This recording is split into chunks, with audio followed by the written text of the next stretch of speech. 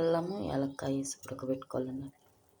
Only అల్లం వేసుకొని పాలు వేసుకొని ఉడకబెట్టుకో. అల్లం సొంటి చాయ్,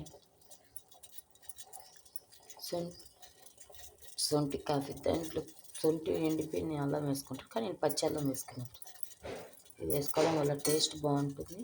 ఈ ఘాటు వల్ల జలుబు తొందరగా తగ్గుతుంది. ఎలా చేయాలో చూపిస్తాను. ఫస్ట్ స్టవ్ వెలిగించుకొని గిన్నెలో వాటర్ వేసుకొని, వాటర్ మరిగాక అల్లం యాలక్కాయ వేసుకున్నాను. కొద్దిగా అంత పాలు పోసుకుంటున్నాను ఫ్రెండ్స్. బెల్లం వేసినా ఇరిగిపోకుండా ఉండేదానికి, కాఫీ అనేది నీట్గా ఉండేదానికి ఇలా వేసాను కదా. ఇప్పుడు ఇందులోకి మీరు తాగే స్వీట్ని బట్టి బెల్లం కానీ చక్కెర కానీ వేసుకొని, నేనైతే బెల్లం వేసుకుంటాను. ఇలా కొద్దిగా పాలు వేసి ఉడకబెట్టామంటే బెల్లాన్ని పాలు అనేటివి విరగవు ఫ్రెండ్స్. నేను చెప్పినట్టు ట్రై చేసి తాగండి, సూపర్ ఉంటుంది. ఇప్పుడు ఇందులోకి పాలు వస్తున్నాను ఫ్రెండ్స్.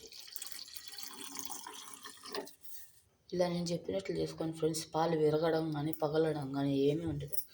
బెల్లం వేసి చేసుకున్నా మనం చక్కెర వేసుకొని చేసుకున్నట్లే ఉంటుంది. నచ్చితే ట్రై చేయండి.